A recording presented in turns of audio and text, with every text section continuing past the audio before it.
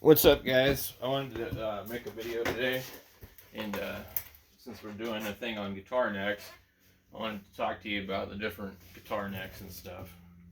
So this one that I'm working on right now, the neck came off of a black Starcaster, and I wanted a maple fretboard. I'm really not a fan of rosewood, and especially nowadays, now that most of the guitars are coming with Indian Laurel.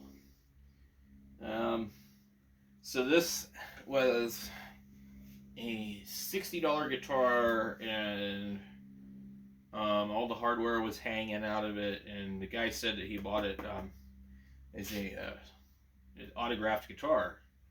um, Pearl Jam or something, I don't know, one of the Seattle bands, and it had stamped on the neck used.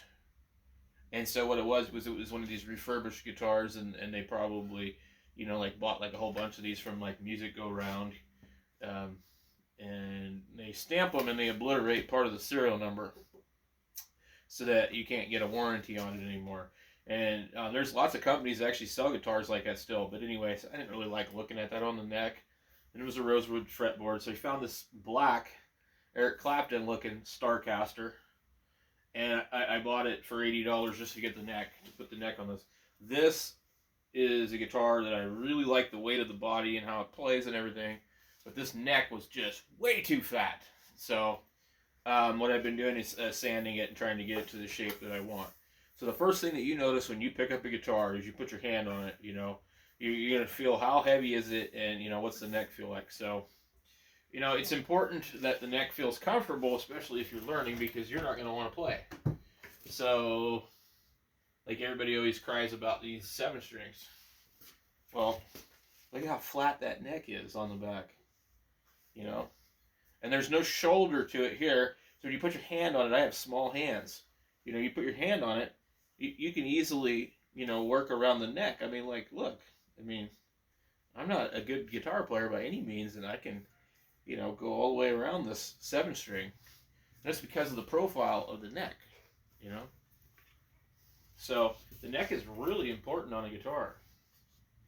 And, that's why, like, playing old classical guitars really suck. So here's another example of a really good neck. This is a contemporary, and it has a flatter radius neck, and there's again a very flat neck and not a lot of meat on the shoulder. So when you grab it, it feels like you're really in control, and as opposed to like a chunky neck guitar. Let's see if I have one laying around here. This is a little bit more thick. Let me see. Actually, the thickest one I think I have sitting here is probably this Schecter, and it's very C-shaped, and so it's fat and has gentle curve, so there's a lot of shoulder here, but it depends on a lot of things. So what you need to do is find out what fits your hand. If you want a really flat neck, you take something like one of these Jacksons, and these are very flat and not a lot of shoulder there, Also, the Ibanez's are very good for this. The RG series. So, and by far, they have the flattest neck. And when you look, you see there is a very, very, very slight curve, because it's not, it's not sticking out to hell and back. And these are just flat as hell. Some people don't like them. I do. But if you buy like a Geo, you're not going to get the same guitar. Here you see how the neck is, where the neck pocket is. You can see how thick they are. So, but you're still going to be probably better off on one of these than most of the Squiers and Fenders that you're going to pick up. So, some people say I can't play a thin, small neck, you know, but I find that most people do better, you know, with a thinner neck.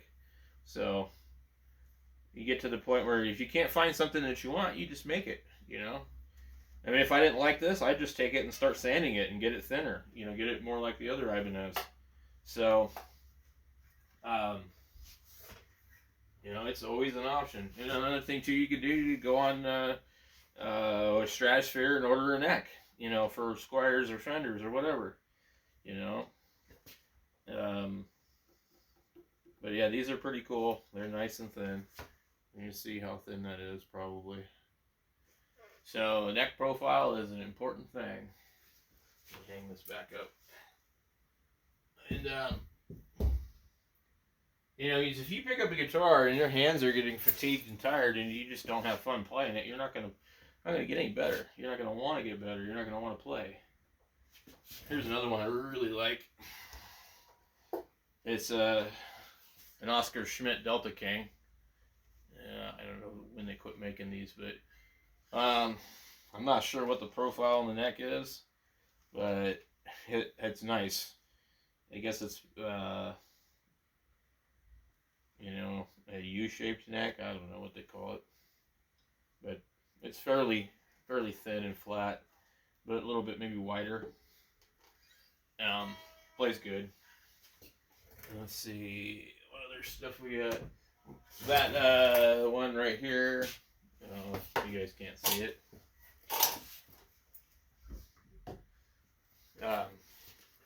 That's very similar to